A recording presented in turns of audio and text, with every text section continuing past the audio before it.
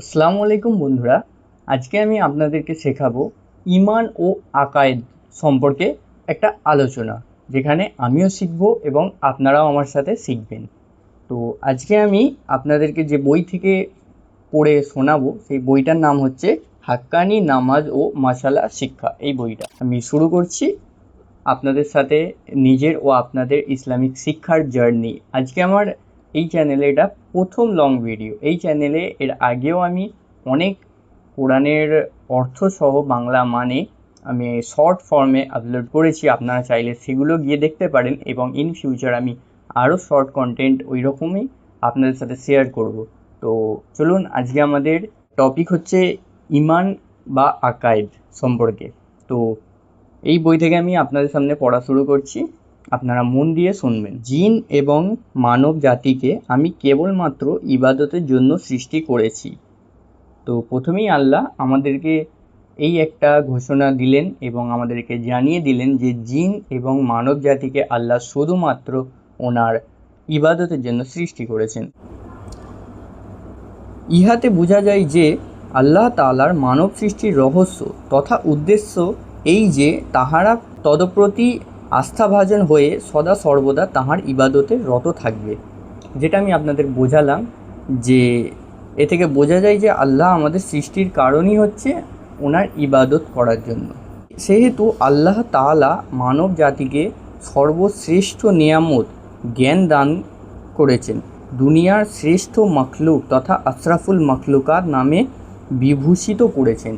এটা আমাদের জন্য খুবই একটা গর্বের ব্যাপার যে পৃথিবীতে এত মখলুক থাকতেও আল্লাহ তাআলা আমাদেরকে সর্বশ্রেষ্ঠ বানিয়েছেন, জ্ঞান দান করেছেন এবং আমাদেরকে আশরাফুল মখলুকাত একটা স্বীকৃতি দিয়েছেন। এটা আমরা এখনকার আশপাশে দেখতে গেলে বন্ধুরা আমরা কেউই এটার সেরকম গ্রাহ্যই করছি না, বা আমরা এমন চলছি যে আশরাফুল মখলুকাত আমাদেরকে বলতে ঘৃণা লাগে। এমতাবস্থায় মানুষ যদি আল্লাহর প্রতি তাহাদের কর্তব্য কর্মে অবহেলা প্রকাশ করে তবে তাহার মতো অকৃতজ্ঞ জীব আর কি হতে পারে। যেটা বললাম, আল্লাহর ইবাদত এমন কোনো দুরাহ কঠিন নয় যাহা মানুষের দুঃখসাধ্য। হ্যাঁ বন্ধুরা, আমরা সবাই জানি আমাদের ইসলামে এমন কোনো ইবাদত বা এমন কোনো কাজকর্ম নেই যেটাতে আমরা দুঃখ বা কষ্ট পাই। ইসলাম খুবই সহজ। কিছু মানুষ হয় যারা ইসলামকে কঠিন করার চেষ্টা করে বা কঠিন বানায়। অনেক এমন ইমাম মৌলানাও আছে ভুলভাল জালিয়াতি ফতুয়া জারি করে ইসলামকে কঠিন করে, কিন্তু আসলে ইসলাম এত কঠিন না। যেমন বন্ধুরা, তোমাদের সাথে আমি একটা ছোট্ট ঘটনা শেয়ার করছি। এটা আমাদের রসুল সাল্লাল্লাহু আলাইহি সাল্লামের সময়কালের একটা ঘটনা। একজন মানুষ নেশাগ্রস্ত, উনি এসে আমাদের রসুল সাল্লাল্লাহু আলাইহি সাল্লামকে বলছেন, ইয়া রসুলাল্লাহ, আমি ইসলাম গ্রহণ করতে পারি কিন্তু একটা শর্তে। তো আমাদের রসুল সাল্লাল্লাহু আলাইহি সাল্লাম হেসে বললেন, হ্যাঁ বলো, কী শর্ত তোমার? উনি বলছেন যে আমি 5 ওয়াক্ত নামাজ পড়তে পারবো না, আমি শুধু 4 ওয়াক্ত নামাজই পড়তে পারবো। তো আমাদের রসুল সাল্লাল্লাহু আলাইহি সাল্লাম তো ওনাকে ওই সময় বলতে পারতেন, না তুমি ইসলাম গ্রহণ করতে পারবে না, তোমাকে ফরজ 5 ওয়াক্ত নামাজই পড়তে হবে। কিন্তু না, আমাদের রসুল সাল্লাল্লাহু আলাইহি সাল্লাম ওই সময় ওই ব্যক্তিকে ওই কথাটা বলেনি। আমাদের রসুল সাল্লাল্লাহু আলাইহি সাল্লাম ওনাকে বলেছিলেন যে হ্যাঁ, তুমি যদি 4 ওয়াক্ত নামাজ পড়ে খুশি হও এবং ইসলামে আসতে চাও তাহলে তুমি 4 ওয়াক্তই নামাজ পড়ো এবং ইসলামে আসো। তো এতে আমরা এটাই বুঝতে পারি যে ইসলাম কঠিন না, ইসলাম সহজ। এবং তারপরেই আমরা যেটা দেখতে পাই, সেই মানুষটা কিন্তু 4 ওয়াক্ত নামাজ পড়বে বলে ইসলাম গ্রহণ করলো, কিন্তু উনি যখন 4 ওয়াক্ত নামাজ পড়লেন তারপরে ওনার মনে মনে হলো যে না, আমি 5 ওয়াক্ত নামাজই পড়ি। তো চলো আগে দেখা যাক। বরং যে সমুদায় কাজ পালন করলে আল্লাহ পাকের সন্তুষ্টি লাভ হয় তাহা সম্পাদন করা এবং যে কাজে আল্লাহ নারাজ হন তাহা থেকে বিরত থাকার নামই ইবাদত। যে কাজটা থেকে আমরা করলে আল্লাহ তাআলা আমাদের প্রতি নারাজ হয় সেই কাজ থেকে আমাদের বিরত থাকতে হবে, এবং যে কাজ করলে আল্লাহ তাআলা আমাদের উপরে সন্তুষ্ট হন এবং খুশি হন সেই কাজ আমাদের বেশি বেশি করার চেষ্টা করতে হবে। অবশ্য এই ইবাদতের মূল বস্তু হলো ঈমান।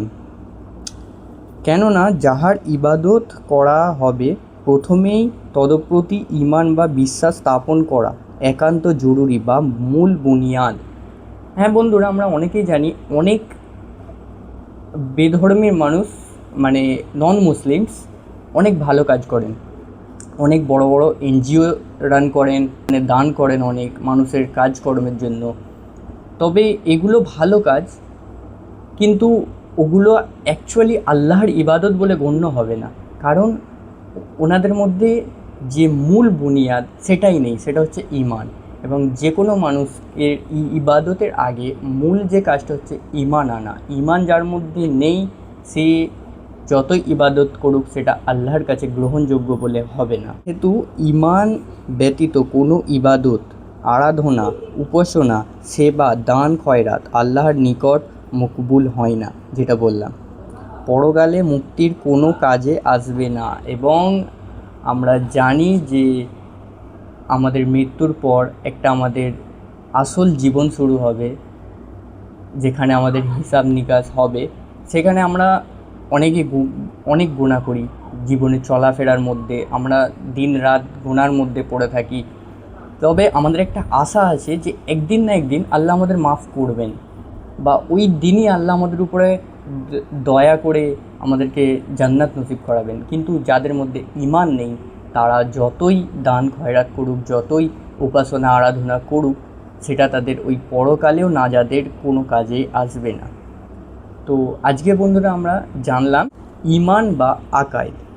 এর পরবর্তী ভিডিওতে আমি আপনাদের সামনে নিজেও পড়ব এবং নিজেও শিখব এবং আপনাদেরকেও শেখাবো মানব সৃষ্টির রহস্য। এটা কিন্তু জানার জন্য আমরা সবাই খুব কৌতূহলী বা কিউরিয়াস থাকি। তো সেটাই আমি পরবর্তী ভিডিওতে আপনাদের সাথে আলোচনা করব। এবং এই ভিডিওটা যদি আপনাদের একটু ভালো লেগে থাকে বা কিছু শিখতে পেরেছেন এই ভিডিও থেকে, তো আমাদের এই চ্যানেলটিকে আপনি অবশ্যই সাবস্ক্রাইব করবেন এবং এই ভিডিওটা আপনাদের ফ্যামিলির প্রত্যেকটা মানুষের সাথে শেয়ার করুন। এবং ধন্যবাদ, আবার দেখা হবে পরের ভিডিওতে।